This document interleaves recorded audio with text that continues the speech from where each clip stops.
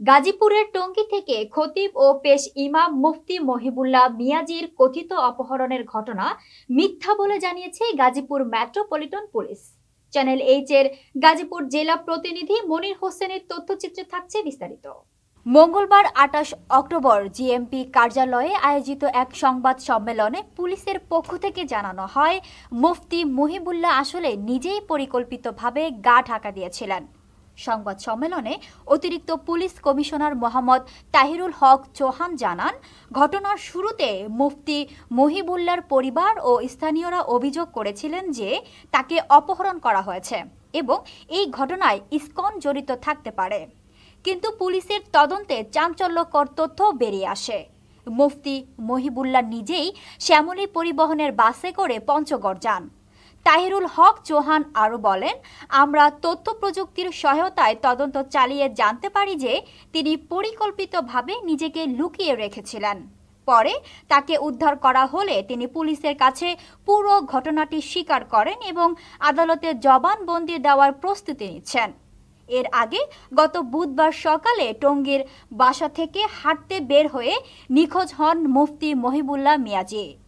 পরের দিন বৃহস্পতিবার সকাল 6:30টার দিকে পঞ্চগড় সদর ইউনিয়নের সীতাগ্রাম হেলিপ্যাড এলাকায় পঞ্চগড় বাংলা বান্দা মহাসড়কের পাশে শিকলবদ্ধ অবস্থায় তাকে উদ্ধার করা হয়। এ ঘটনায় টঙ্গী পূর্ব থানায় একটি অপহরণ মামলা দায়ের করা হয়েছিল। তবে পুলিশের সর্বশেষ তদন্তে প্রমাণিত হয় এটি কোনো অপহরণ নয়, বরং আত্মগোপনের একটি কৌশল ছিল। ঘটনাটি প্রকাশের পর স্থানীয়দের মধ্যে ব্যাপক আলোচনার সৃষ্টি হয়েছে। আপনারা জানেন যে মহিবুল্লাহ মিয়াজি, যিনি টিএনটি মসজিদের ইমাম, দীর্ঘ সময় যাবৎ উনি ইমামতি করেন। উনি একটা এজাহার দিয়েছেন, সেখানে উনি উল্লেখ করেছেন যে সকালবেলা হাঁটতে গিয়ে উনি 4-5 জন ব্যক্তি কর্তৃক উনি মাইক্রোবাসে করে ওনাকে জোর জবরদস্তি করে নিয়ে যায় এবং পঞ্চগড়ে ওনাকে আবিষ্কার করা হয় একদম একটা নাজেহাল অবস্থায়। সেখানে উনি চেইন এবং তালাবদ্ধ অবস্থায় ছিলেন, যেটা একটা স্বাভাবিক অবস্থা না। পরবর্তীতে পুলিশ এবং আশেপাশের লোকজনের সহায়তায় উনি রেস্কিউ হন এবং উনি আমাদের কাছে এসে রিপোর্টও করেন। রিপোর্টকালীন সময়ে উনি যেটা বলেন যে উনি শারীরিক এবং মানসিকভাবে অবসাদগ্রস্ত, উনি একটু সময় চান। তো আমরা অ্যাকর্ডিংলি তাকে সময় দেই এবং উনি তার ওই দিনেই বিকেলবেলা এসে একটা এজাহার, উনি লিখিত এজাহার দায়ের করেন।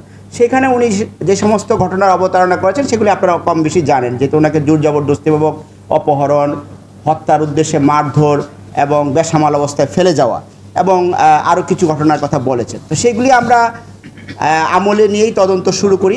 তদন্তের পর্যায়ে আমরা যে জিনিসটা জানতে পারি যে উনি আসলে সকালবেলা যখন হাঁটতে বের হন, উনি নিজেই একটা পর্যায়ে তার মধ্যে উনি ওনার বক্তব্য অনুযায়ী অবচেতনভাবে উনি মনে করেন যে তার আরও অনেক দূর এগিয়ে যাওয়া দরকার। তো এরকমভাবে করতে করতে উনি জয়দেবপুর চৌরাস্তায় আসেন এক পর্যায়ে, সিএনজি কোনো সময় অটো, এখান থেকে বাস যুগে উনি ইসে যান আপনার কি বলে সুবানবাগ হয়ে গাবতলী থেকে উনি শ্যামলী পরিবহনের একটা টিকিট ক্রয় করেন। টিকিটের ক্রয় করে উনি পঞ্চগড়ের টিকিটটা কিনেন।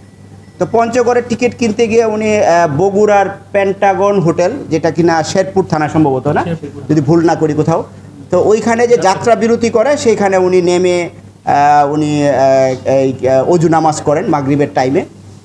তো এরপরে উনি পঞ্চগড়ে চলে যান। এরপরে ওখান থেকে উনি নিজেই হাঁটতে ওইখানে যে পড়ে যান বা অবসাদগ্রস্ত হয়ে পড়েন এবং নিজে এই ধরনের এই অবস্থায় তাকে আবিষ্কার করেন। তো এইটা আমরা তথ্য প্রযুক্তির সহায়তা এবং সিসিটিভি ফুটেজ এবং একই সাথে যেই শ্যামলী পরিবহন, যেই বাসে উনি গিয়েছেন সেই শ্যামলী পরিবহন কর্তৃপক্ষ এবং তার সাথে যে সমস্ত যাত্রীরা গমনাগমন করেছেন তাদের সাথে কথা বলে সিসিটিভি ফুটেজ বিশ্লেষণ করে এবং একই সাথে আপনারা জানেন যে এখন তথ্য প্রযুক্তির বদৌলতে অনেক কিছু চিহ্নিত করা যায়, এই সমস্ত কিছুর বিশ্লেষণ করে ওনার সামনে ওনাকে আমরা ডাকি। উনি যেহেতু ভিকটিম এবং বাদী, এখনও ওনাকে আমরা ডেকে এই জিনিসগুলি ওনার সামনে আমরা পেশ করি। উনি প্রথম দিকে কিছুটা জড়সড় থাকলেও পরবর্তীতে উনি বিষয়গুলি কবুল করেন যে হ্যাঁ আমি এইভাবে গিয়েছি, যেই বর্ণনাটুকু আপনাদেরকে আমি দিয়েছি এটা ওনার মুখ থেকেই কিন্তু পাওয়া।